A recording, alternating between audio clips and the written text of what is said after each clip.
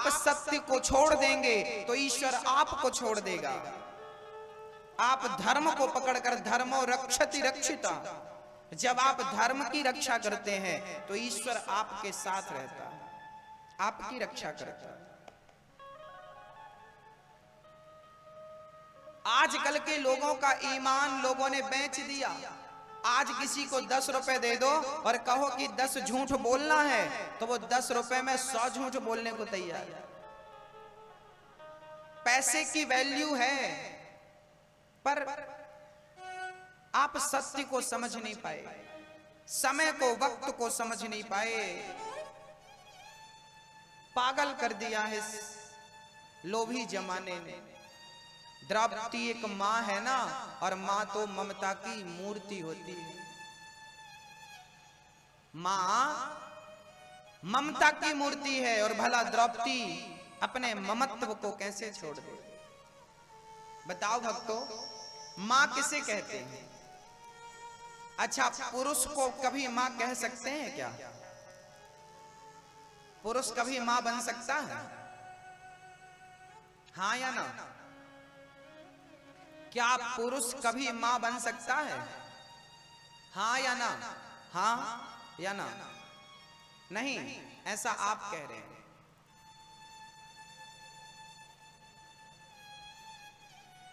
आप लोगों ने समझ रखा है कि जिसने बच्चे को जन्म दिया है बस वही मां है, और जिस स्त्री ने बच्चे को जन्म नहीं दिया वो मां। आप बच्चे से मां को कंपेयर करते हैं, मेरी मां। भक्तों, जिसने बच्चे को जन्म दिया वो मां है, ऐसा नहीं है। जिसके अंदर ममता होती है, जिसके अंदर करुणा होती है, उसे ही मां कहा जाता है। भगवान कृष्ण पुरुष हैं कि स्त्री हैं? पुरुष है ना। उस पुरुष को हम सभी कहते हैं मात पिता तुम मेरे, शरण गहूं मैं किसकी, स्वामी शरण पढ़ूं मैं किसकी, तुम बिन और ना दूजा, प्रभु बिन और ना दूजा, आस करूं मैं किसकी। ओम जय जगदीश हरे, त्वमेव माता च पिता त्वमेव, त्वमेव बन्धुश्च सखा त्वमेव, त्वमेव विद्या द्रविणं त्वमेव, त्वमेव सर्वं मम देव देव। बताइए, भगवान को मां कहा गया है कि नहीं? कभी कभी जिसकी मां मर जाती है और एक पिता ही अपनी बेटी और अपने बेटे को पालता है ना, तो वो बेटा कभी कभी कहता है कि मेरा बाप ही मेरी मां है और मेरा बाप ही मेरा पिता है।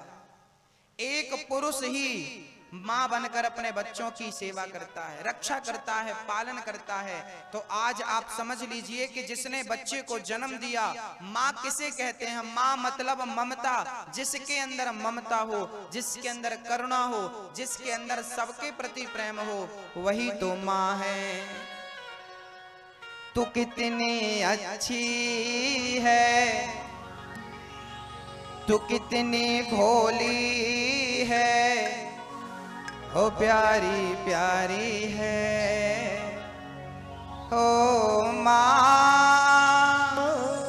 ओ माँ, ओ माँ, ओ प्यारी माँ। तू कितनी अच्छी है, तू कितनी भोली है, ओ प्यारी प्यारी है,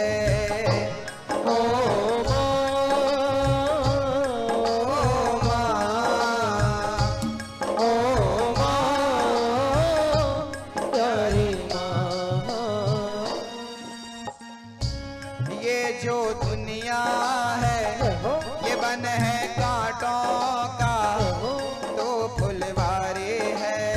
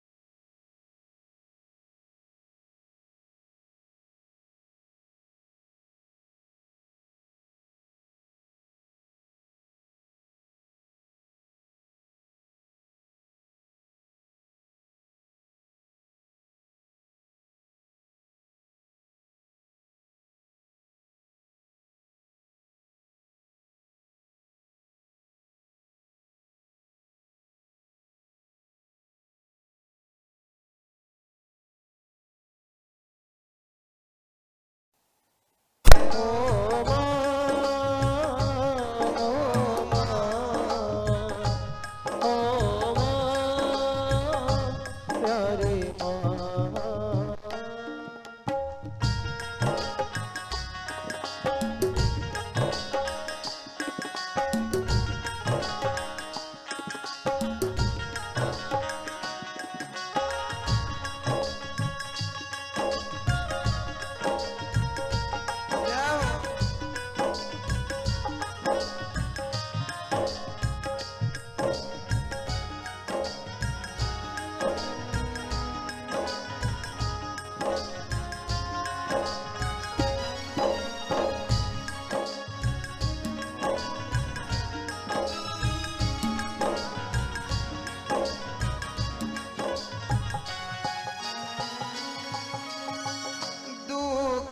लागी है माँ तेरी अखियाँ,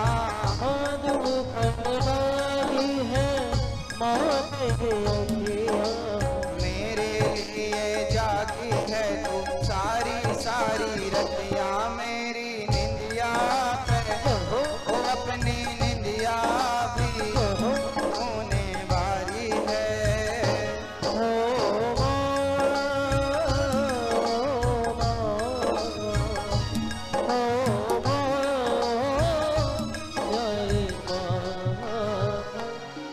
राधे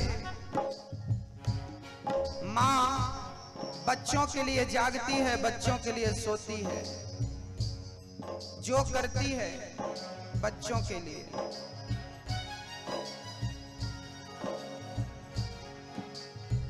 अच्छा, आपने कभी माँ की सेवा की है? अपनी माँ की सेवा आप लोगों ने की है?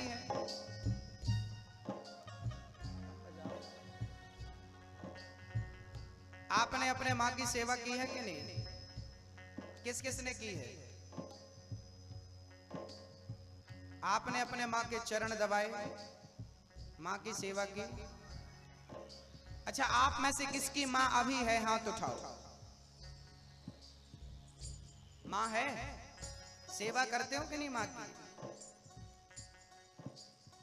जिस माँ की आरती उतारनी चाहिए थी, आज वही माँ दर दर की ठोकर खा रही है। हो लेके पूजा की थाली, ज्योत मन की जगाली, तेरी आरती उतारो भोली माँ, तू जो दे दे सहारा, सुख जीवन का सारा, तेरे चरणों पे वारो भोली माँ। ओ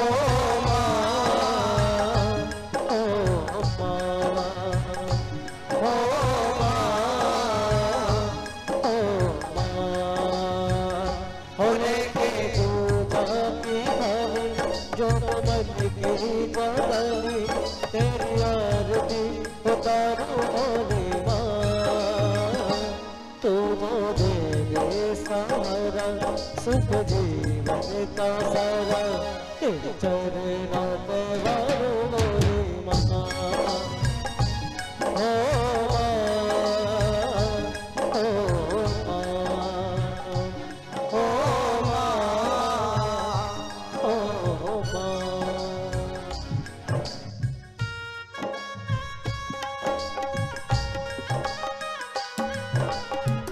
हरि को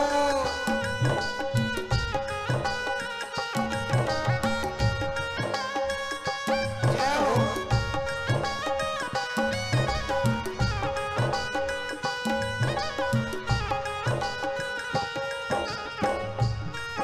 दाना हाथ उठा के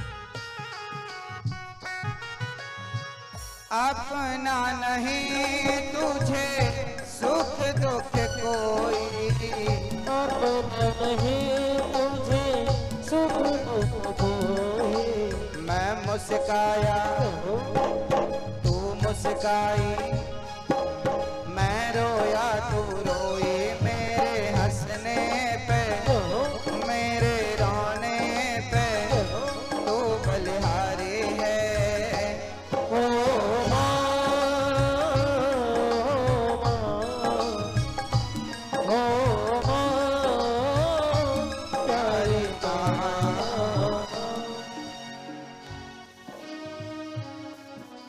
खुशियों का दिन आया है, जो मांगा वो पाया है। आज मुझे मेरी माँ ने बेटा कह के बुलाया, मेरी माँ, मेरी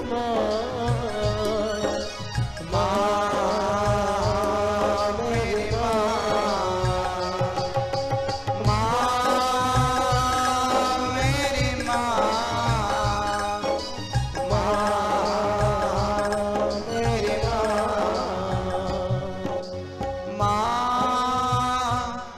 मेरी माँ, मेरी माँ, मेरी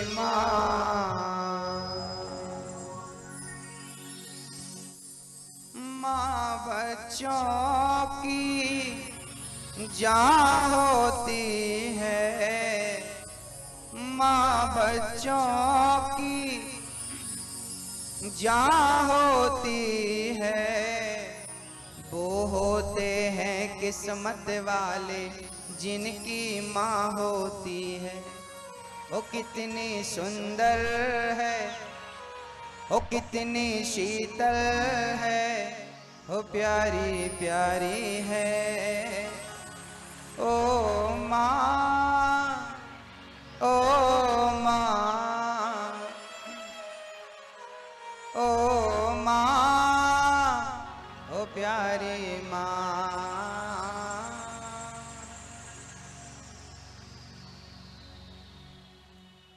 मुझे इस दुनिया में लाया, मुझे बोल न चलना सिखाया। ओ मात पिता तुम्हें वंदन, मैंने किस्मत से तुम्हें पाया। ओ मात पिता तुम्हें वंदन, मैंने किस्मत से तुम्हें पाया। पूजा है तुझको, पूजेंगे हरदम, माँ के ही अर्पण है ये मेरा जीवन। मेरी माँ के मंदिर है और ममता पूजा है। एक वो ही भगवन है और कोई न दूजा है। ये मेरी कहानी है, प्यारी जिंदगानी है। आज हूँ मैं जो कुछ भी, मेहरबानी तेरी है। कहते हैं माँ से बड़ी कोई इबादत नहीं होती, माँ से बड़ी कोई पूजा नहीं होती। माँ, अच्छा आपसे कोई पूछे कि भगवान का रूप दिखने में कैसा है? भगवान कभी मिलेंगे और हम उन्हें देखेंगे तो उनकी शक्ल कैसी होगी? किसी ने कहा कि उनकी शक्ल कैसी होगी? हमने कहा कि उनकी शक्ल तेरी माँ से मैच करती होगी, मिलती होगी। तेरी माँ और भगवान दिखने में एक से हैं, क्योंकि भगवान ही इस संसार में आपके पास आपकी माँ बन करके उपस्थित है। बताइए, छोटे थे आप, कौन था? आप बिस्तर में ही मलमूत्र कर लेते थे। कौन था जो आपके मलमूत्र को साफ करके आपको सुलाती थी? कौन था जो आप रोते थे तो माँ सोती नहीं थी? क्या हो गया मेरे लाल को छाती से लगाकर चुप कराती थी। रात को चार बार बिस्तर गीला किया, माँ को गुस्सा नहीं आता, माँ हृदय से लगा करके आपको सुलाती है, छाती से लगाकर दूध पिलाती है। वही छोटा सा बेटा जो माँ की परवरिश से बड़ा होता है, वही बेटा बड़ा होकर माँ से पूछता है, तूने मेरे लिए क्या किया, क्या किया तूने मेरे लिए? तुम्हें शर्म नहीं आई ये बात कहते टाइम? तुम चुल्लू भर पानी में डूब के मर नहीं गए जब तुमने माँ से ये कहा कि तुमने मेरे लिए क्या किया? तुम्हारे लिए माँ ने अपना पेट फड़वाया, डॉक्टर ने कहा कि बच्चा घूम गया है, ऑपरेशन करना पड़ेगा। माँ हिचकिचाती नहीं है, अपना पेट फड़वा लेती है अपने बच्चे के लिए। और वही बालक बड़ा होकर के माँ को 2 रोटी नहीं देता, माँ बोझ लगने लगती है और माँ कोई सेवा नहीं करता और वैष्णव देवी की यात्रा करने जाता है। वैष्णव देवी जा रहा है, जय माता दी, जय माता दी, जय माता दी, जय माता दी। 14 किलोमीटर की चढ़ाई पैदल चढ़ता है। वो वैष्णव देवी को जाकर के माँ कहता है और उसको जाकर भोग लगाता है। वहां चलकर पैदल जाता है और खुद की माँ को 2 रोटी नहीं खिलाता। खुश हो जाएंगी तुम्हारी वैष्णव देवी, प्रसन्न हो जाएंगी। लोग अमरनाथ की यात्रा में जाते हैं, मैं ये नहीं कहता कि तुम अमरनाथ ना जाओ, वैष्णव देवी ना जाओ, पर मैं कहता हूं कि पत्थर में भगवान दिखता है पर माँ में भगवान नहीं दिखता। यही तो दुर्भाग्य है। जिस व्यक्ति को अपनी माँ में ईश्वर नजर नहीं आया, अपने बाप में, अपने पिता में भगवान नजर नहीं आया, वो पत्थर में भगवान को क्या देखेगा? मैं आपसे पूछता हूं, इंसान में तुम्हें भगवान नजर नहीं आता तो पत्थर में भगवान नजर आ जाएगा? मैं ये बिल्कुल नहीं कह रहा कि तुम मंदिर ना जाया करो, लेकिन मैं ये कहना चाहता हूं कि माँ की सेवा करने से टाइम बचे तो मंदिर जाना जरूरी है। और माँ की सेवा में ही लगे हो तो यही तुम्हारी पूजा है, यही तुम्हारी भक्ति है। पहले का अनपढ़ बेटा माँ के पांव दबा करके अपने जीवन को कृतार्थ करता था, श्रवण बन करके। आजकल का पढ़ा लिखा बेटा अपनी माँ को आंख दिखाता है, तू कम पढ़ी लिखी है, मैं पढ़ा लिखा हूं, तुझे कुछ ज्ञान नहीं है, मैं समझदार हूं। पढ़ा लिखा बेटा आजकल माँ को आंख दिखाता। भाई शास्त्र क्या कहते हैं? शास्त्रों में ये नहीं लिखा कि तुम मंदिर जाओ, शास्त्रों में ये लिखा है कि अपने माँ बाप की सेवा करो। परहित सरिस धर्म नहीं भाई लिखा है, परहित लोगों का हित करना, माँ की सेवा करना, ये लिखा है।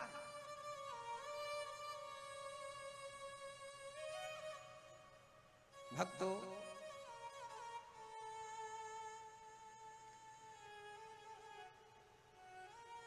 भगवान ने कहा, द्रौपदी इस अश्वत्थामा को क्या सजा दूं?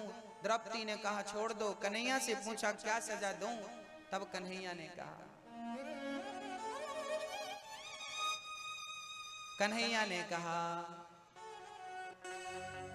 ब्रह्मबंधुर्न हन्तव्य आतताई बधारण मयैवो भयमाम्नातं परिपाह्यनुशासनम्।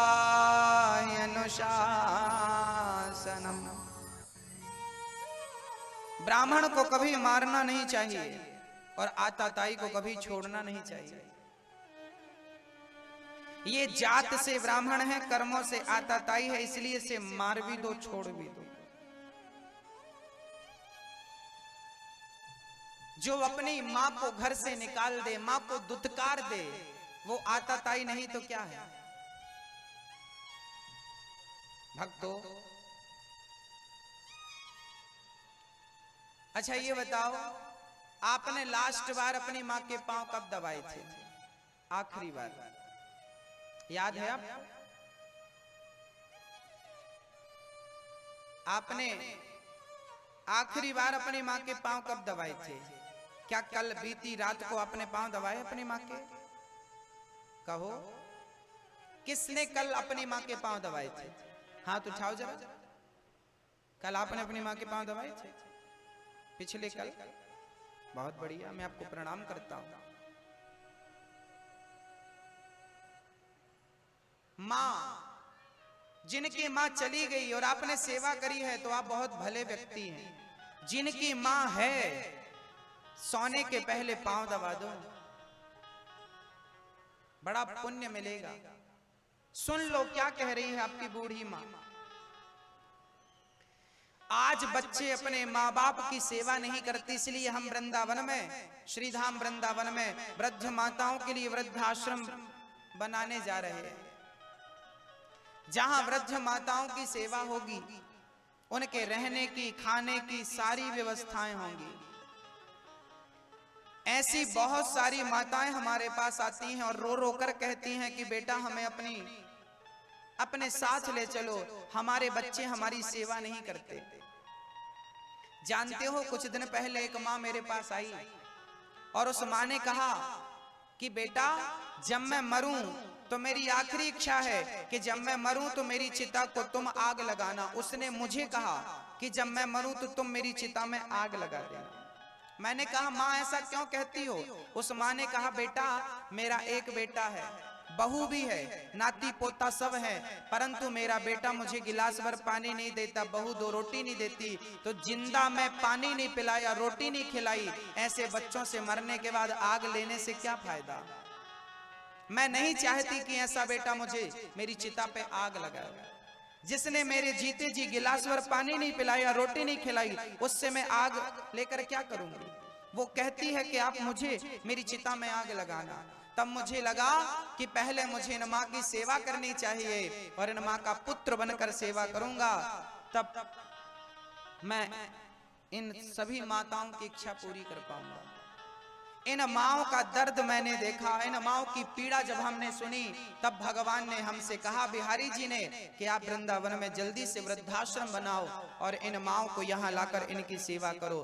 तो इन तमाम वृद्ध माताओं के लिए वृंदावन में एक आश्रम बन रहा है, जहाँ वृद्ध माताओं की सेवा, रहने की, खाने की संपूर्ण व्यवस्था जीवन भर की, कोई तकलीफ नहीं है। आप में से भी ऐसी कोई माँ हो जिसका बेटा बहू सताता हो और आपको जरूरत हो तो आप आना, मैं आपका बेटा बनकर आपकी सेवा करूंगा। और इन्हीं माँओं के लिए मैं आपसे निवेदन भी करता हूं कि यदि आपका दिल इन माँओं के लिए धड़क रहा हो तो इन माँओं के लिए आप भी अपने सहयोग के हाथ बढ़ा सकते हैं। आप भी इन माँओं के लिए अपना सहयोग भेज सकते हैं। एक माँ को 21,000 रुपए का सहयोग देकर, यदि आप 21,000 रुपए देते हैं तो हम उस 21,000 का क्या करते हैं, बैंक में जमा कर देते हैं और उसी के ब्याज से एक माँ को दोनों टाइम का भरपेट भोजन मिलता है।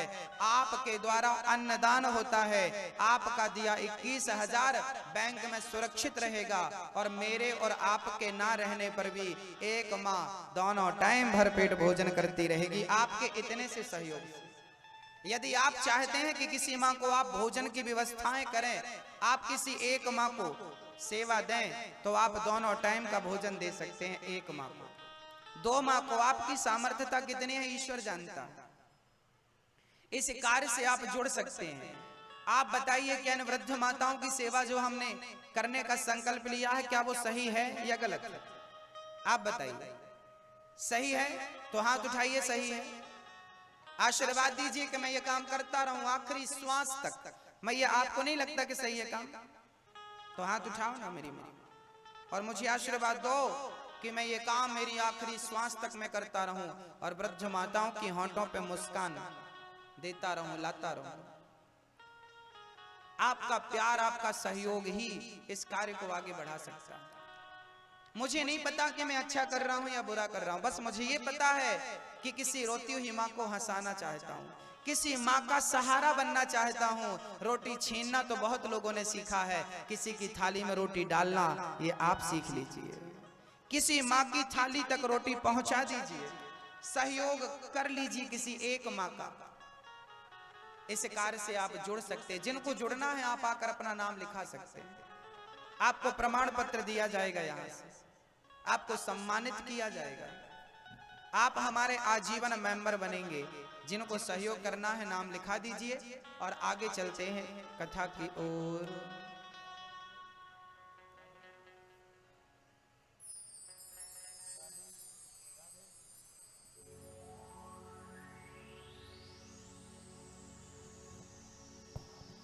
राधे। बोले वृंदावन बिहारी लाल की, श्रीमद् भागवत महापुराण की। जय। बिहार के लोग जयकारा लगाने में बहुत पीछे है, बात क्या है? भगवान का जयकारा ऐसे स्वर से लगाना चाहिए कि कम से कम 1 किलोमीटर तक ध्वनि जाना है। जोरदार शब्दों से एक बार बोले वृंदावन बिहारी लाल की।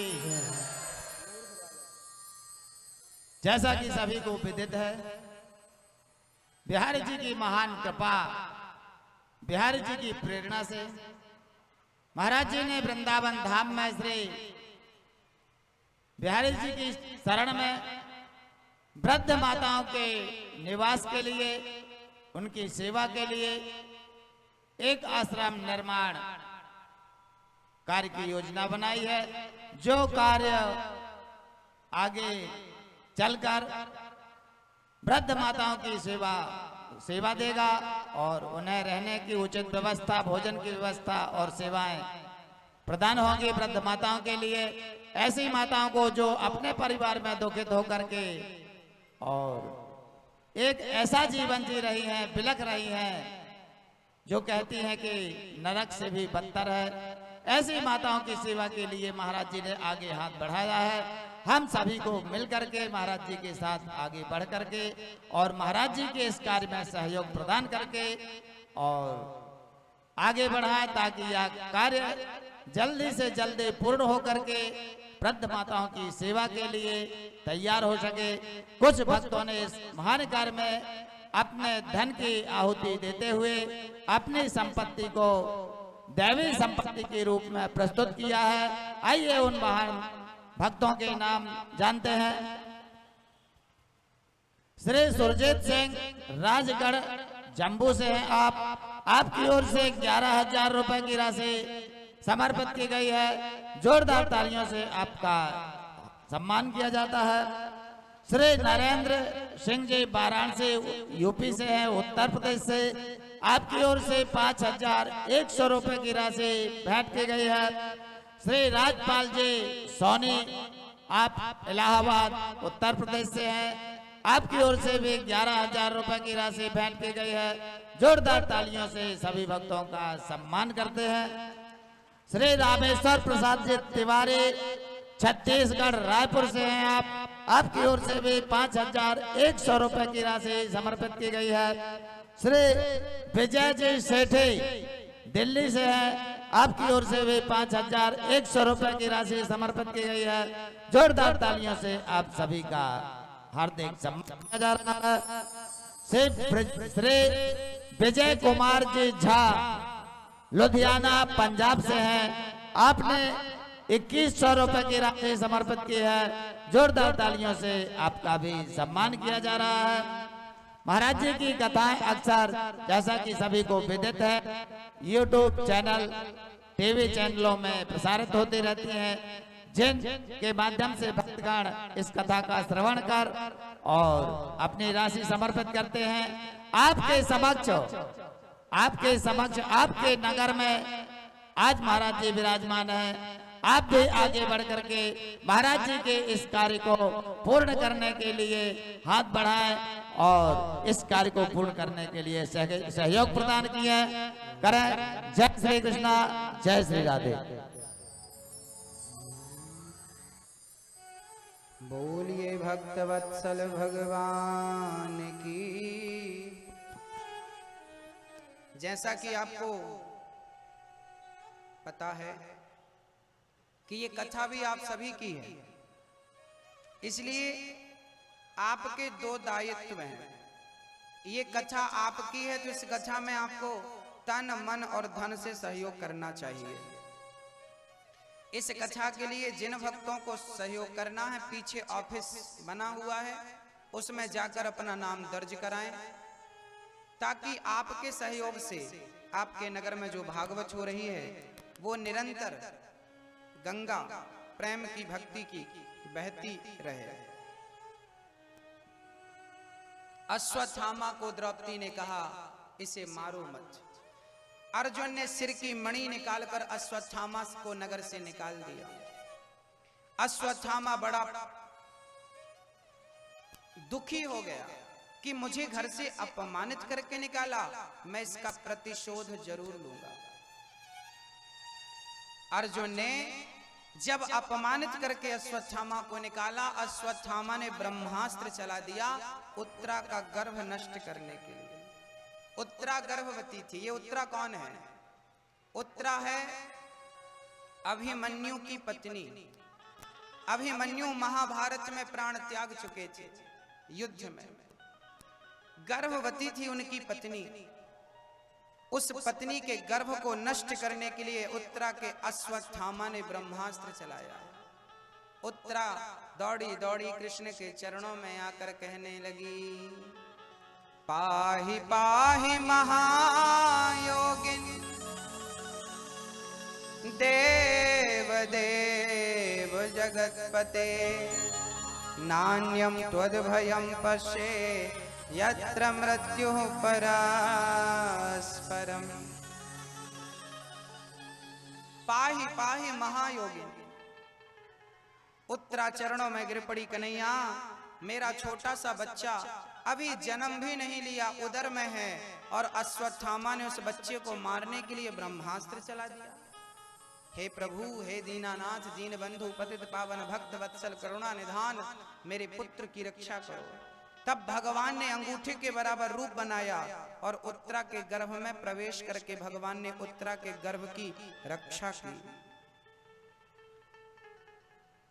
उत्तरा प्रसन्न होकर चली गई। भगवान कभी गर्भ में जाते नहीं हैं, भगवान सदा प्रकट होते हैं, भय प्रकट कृपाला दीन दयाला। पर भगवान कहते हैं कि भक्त की रक्षा के लिए मुझे गर्भ में जाना पड़े तो मैं जाने को तैयार हूं। चले गए। अब भगवान उत्तरा के गर्भ की रक्षा तो करते हैं, साथ ही भगवान अब द्वारिका जाने की तैयारी करने लगे। द्वारिका जाने की तैयारी। तभी कुंती बुआ हाथ जोड़ करके खड़ी हो गई। कृष्णाय वासुदेवाय हरये परमात्मने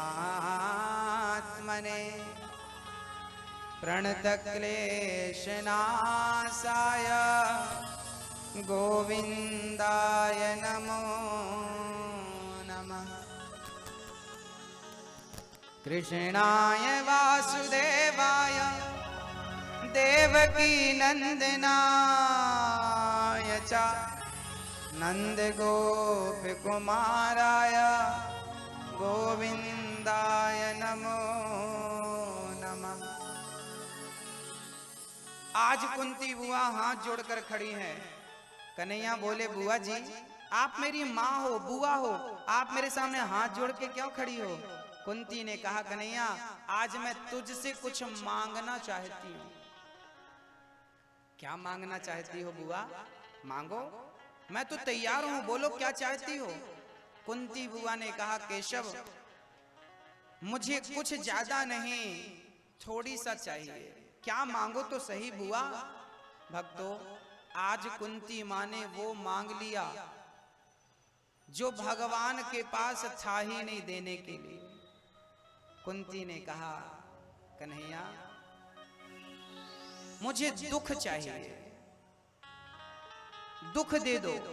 कन्हैया बोले, माँ आपने जब से होश संभाला है दुख ही दुख तो पाया है। लाक्षागृह में बंद करके कौरवों ने आग लगा दी, क्या ये दुख कम था? जब से होश संभाला दुख मांगा, दुख मिला, फिर भी मुझसे दुख मांगती हो। कुंती बुआ ने कहा, कन्हैया जीवन में जब जब सुख आया उस सुख में मुझे तू नजर नहीं आया, पर जब जब दुख आया उस दुख में तू मुझे मेरे करीब नजर आया। ऐसे सुख का क्या करूं जिस सुख में मेरा कृष्ण ही ना हो। दुख अच्छा है, कम से कम तेरा दर्शन तो होता रहता। ऐसे सुख पर पत्थर पड़े जो कृष्ण हृदय से जाए, बलिहारी वा दुख की जो पल पल नाम जपाए। दुख में सुमिरन सब करे सुख में करे न कोई, जो सुख में सुमिरन करें सो दुख काहे को होए। हमें सुख नहीं चाहिए, हमें दुख में चाहिए। दुखों से अगर चोट खाई ना होती तो कन्हैया तेरी याद हमको आई ना होती। कन्हैया से कुंती बुआ ने कहा, भरी सभा में मेरी बिटिया की लाज लूटनी चाहिए कौरवों ने। वो दुख ना होता तो क्या आप आते मेरी रक्षा करने? भरी सभा में द्रौपदी की लाज लुट रही है। द्रौपदी बुला रही है, कहाँ जा छिपे हो प्यारे कन्हैया, यहाँ लाज मेरी लूटी जा रही है। भरी सभा में द्रौपदी की लाज लूटनी चाहिए। द्रौपदी, अच्छा एक बात बताइए, द्रौपदी ने भरी सभा में जब साड़ी खींची तो भगवान को बुलाया, तो ये बताइए कि द्रौपदी ने बुलाने में देर लगाई है या श्री कृष्ण ने आने में देर लगाई है? बताइए। द्रौपदी ने बुलाने में देर लगा दी। द्रौपदी ने पहले के से बुलाया। गुरु द्रोण बोलो, पितामह बोलो, तुमसे तुम्हारी ये बहू पूछते हैं। पांचों पति आज बैठे सभा में, पांचों पति आज बैठे सभा में, महलों की रानी लूटी जा रही है। द्रौपदी ने गुरु जी को बुलाया, गुरु द्रोण बोलो। गुरु जी ने नहीं बोला। पितामह बोलो, पितामह आप बोलो, देखो मेरी साड़ी। पितामह ने सिर नीचा कर लिया। भीष्म पितामह, कोई नहीं